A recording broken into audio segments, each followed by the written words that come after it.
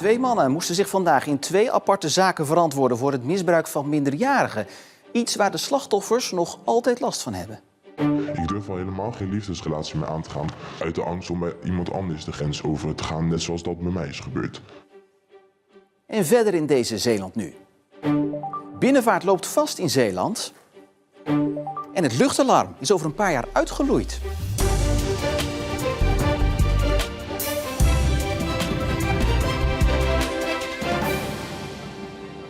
Goedenavond. De rechtbank in Middelburg behandelde vandaag 2 zedenzaken, waar in beide gevallen minderjarigen bij betrokken zijn.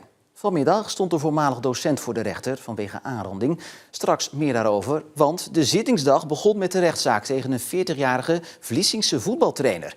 Het OM eist tegen hem 7 jaar cel. Bij de zitting was Rick Bolt aanwezig. Ja, hoe zit deze zaak eigenlijk in elkaar? Deze man wordt ervan verdacht dat hij tussen 2010 en 2025 in kleedkamers van meerdere Zeeuwse voetbalclubs heeft gefilmd. Hij deed dat gewoon met zijn telefoon en hij had wel een speciale app waardoor het niet opviel dat hij aan het filmen was. Maar op die manier heeft hij minimaal 27.000 beelden gemaakt van naakte jongens. En de rechtbank rekende voor dat het om 500 tot 600 jongens moet gaan. Ja, forse aantallen en veel gefilmd dus. Nu is er ook een jongen misbruikt. Hoe zit dat? Ja, deze man werkte ook als basisschooldocent en had goed contact met de jongen. Die zat bij hem in de klas en op een gegeven moment gaat die jongen van school en dan blijven ze eigenlijk afspreken. Alleen dat gaat steeds verder. En in zijn slachtofferverklaring vertelde de jongen vandaag hoe het was toen die man hem voor het eerst onverwachts zoende. Chaos in mijn hoofd volgde direct na de eerste keer. Ik ging zo snel mogelijk douchen en ging direct naar bed. Ik zei niks en keerde mijn rug toe naar die. Ik deed er alles aan om hem niet te zien of te spreken. In de autorit terug naar huis zei ik, doe dit alsjeblieft nooit meer. Alleen er werd niet naar geluisterd. Het misbruik ging gewoon door. Of ik het nou wilde of niet. Toen ineens stopte het misbruik. Geen uitleg, niks. Ineens was het gewoon niet meer. Ik was erg opgelucht.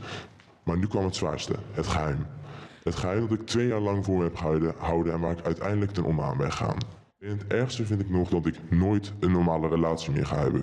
Want de vertrouwensband met iemand is gescheurd. Ik vertrouw mensen moeilijker, vooral mannen en docenten. Ik durf geen band meer te creëren met een docent, omdat ik bang ben dat het verleden zich gaat herhalen. Ik durf al helemaal geen liefdesrelatie meer aan te gaan. Dat komt ook door die. Want ik durf geen fysieke toenadering tot iemand te zoeken.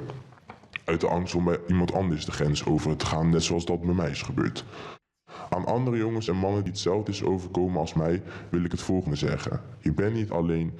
Het heeft mij geholpen om over te praten en er niet meer lang over te zwijgen. Ja, 7 jaar cel dus Gijs in deze zaak. Hoe is de OM tot deze straf gekomen? Ja, een stevige eis. En dan kijkt het OM vooral naar dat het echt jaren heeft geduurd. En dat de man zich ook bewust was van zijn pedofiele gevoelens. Maar er toch voor koos om te gaan werken als trainer met jonge jongens en als basisschooldocent. En de officier noemde het ook ongelooflijk dat hij niet zelf eerder is gestopt. Maar hij is eigenlijk alleen maar gestopt doordat die jongen aangifte heeft gedaan. Ja, Rick, voor nu dank je wel. We komen zo nog eventjes bij je terug, want we gaan eerst naar de zedenzaak die vanmiddag werd behandeld in de rechtbank. Hierin staat een 51-jarige ex-docent van het Pieter Zeeman Lyceum uit Zierikzee terecht. Hij wordt verdacht van het verkrachten en aanranden van een 14-jarig meisje. En bij die zitting was verslaggever Mark van Leijden aanwezig. Mark, hoe verliep de zitting vanmiddag? Nou, het was nog maar de vraag in het begin of wij daar als pers bij mochten zijn. Want zowel de slachtofferadvocaat als de advocaat van de verdachte hadden een verzoek ingediend bij de rechtbank om de zaak achter gesloten deuren te laten plaatsvinden. De rechtbank ging daarin niet in mee. Uiteindelijk werd alleen de slachtofferverklaring en de schadevergoeding achter gesloten deuren behandeld. De rest was gewoon openbaar. Ja, in deze zaak is nog een minderjarig slachtoffer. Waarom staat de voormalig docent daar ook niet voor terecht? Nou, dit 15-jarig meisje heeft namelijk geen aangifte gedaan. Maar tijdens hun relatie heeft de ex-docent wel foto's van haar gemaakt. Die worden als kinderporno gezien en dat wordt weer wel in de strafeis meegenomen. Ja, is er al een eis duidelijk? De strafeis is net bekend geworden. 6 jaar wordt er geëist tegen de man en een beroepsverbod van 10 jaar. Mark, dank je wel. Rick, weer even terug naar jou. We hebben nu natuurlijk een ontuchtzaak met een voetbaltrainer. Nu met deze voormalige leraar. Is met een eventuele veroordeling de kous af? Nee, veroordeling of niet. Voor de slachtoffers is het hier zeker nog niet klaar door een veroordeling. En hoe verschrikkelijk ook, dit soort zaken zullen altijd blijven. We spraken erover met Luc Smit. Hij is docent aan de HZ en geeft onder andere les over seksueel misbruik en hoe je daarmee om kan gaan. En hij zegt ook, ja, dit kun je eigenlijk nooit voorkomen. Ik denk dat dat een illusie is. Ik denk sinds mensenheugenis zijn er vooral mannen die kinderen misbruiken. Je ziet dat door alle lagen van de bevolking. Alleen we kunnen er wel meer het erover hebben en niet als een soort taboe. Iedereen heeft het erover. Op het moment, net zoals vandaag, is die rechtszaak. En volgende week gaat iedereen weer verder. En ik denk dat het een verplicht vak zou moeten zijn op scholen, op de PABO, in het sociale werk. Want je ziet dat de kennis over wat seksueel misbruik is, maar wat het ook doet met slachtoffers op psychisch gebied, lichamelijk gebied, sociaal gebied en in hun eigen familie onwetend is. En het gevaar ontstaat, en dat zie je bijna nu weer gebeuren, dat dadelijk het slachtoffer de dader is. En dat we allemaal heel erg veel medelijden krijgen met die dader, omdat hij zo'n spijt heeft. Godzijdank heeft hij spijt. Maar hij heeft wel iets gedaan wat niet kan en bewust. En over 2 weken, dat is op dinsdag 2 juni, doet de rechtbank uitspraak in deze 2 zedenzaken. Omwonenden en ondernemers maken zich zorgen over de komst van Skevenhuizen in Middelburg. Naar aanleiding daarvan eist de gemeenteraad nu harde veiligheidsgaranties als de plannen doorgaan. Skevenhuizen zijn woonunits voor een kleine groep kwetsbare inwoners die behoefte hebben aan een prikkelarme omgeving. In Terneuzen staat al een aantal jaren zo'n woonvorm. Het besluit over de locatie in Middelburg is nog niet definitief. Het cruiseschip Hondius van Oceanwide Expeditions gaat over een kleine maand weer varen met passagiers. Dat heeft de Vlissingse rederij bekendgemaakt. Begin deze maand kwam de Hondius in het nieuws vanwege de uitbraak van het hantavirus. Het schip is gisteren aangekomen in Rotterdam, waar het wordt schoongemaakt en gedesinfecteerd. Op 13 juni zou dan een nieuwe reis naar Spitsbergen kunnen vertrekken. En de Tweede Kamer heeft een motie aangenomen die het gebruik van staalslakken voorlopig verbiedt. Een Kamermeerderheid wil dat het restproduct van de staalproductie pas weer mag worden gebruikt als uit onderzoek blijkt dat het geen gevaar oplevert voor mens en milieu. Met de aangenomen motie komt de Tweede Kamer tegemoet aan de wens van Zeeuwse politici.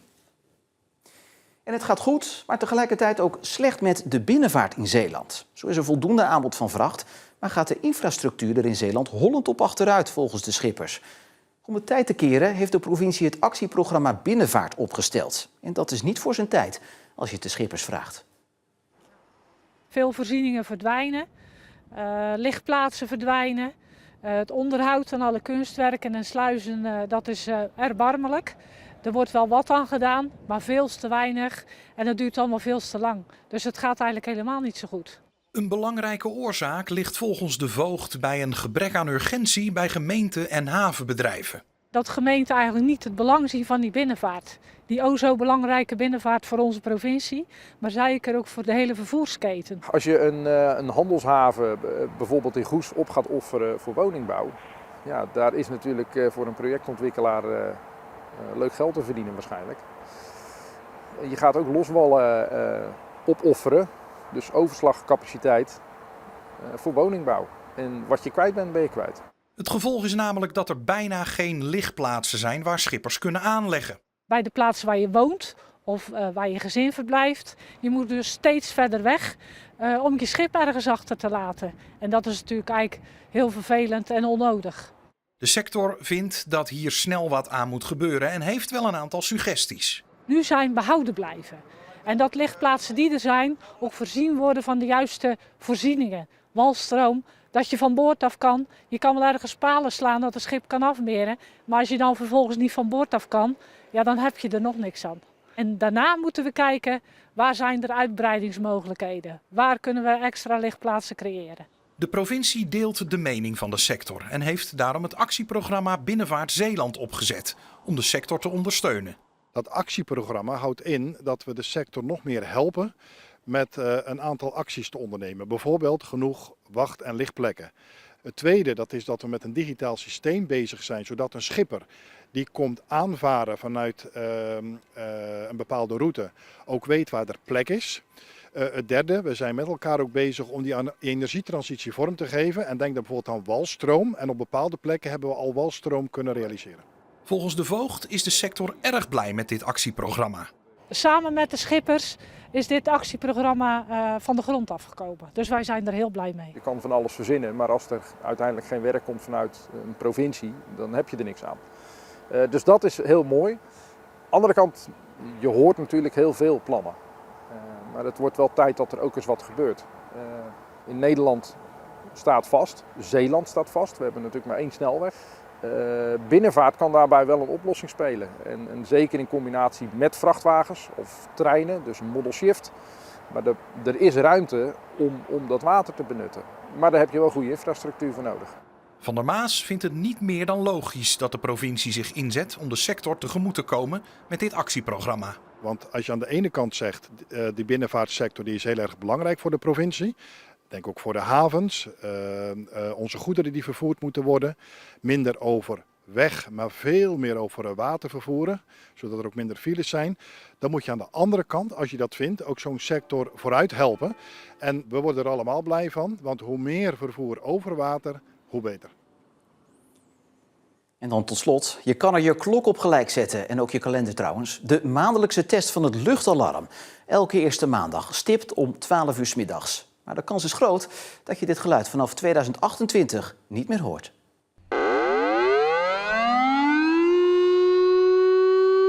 Voor de buitenlandse mensen is het denk ik wel goed nieuws, want die schrikken denk ik wel. Want vooral die mensen uit Oekraïne. Maar zelf, ja, ik hoor het dan en dan denk ik van, oh ja, luchtalarm. Maar ja, waarom is het eigenlijk?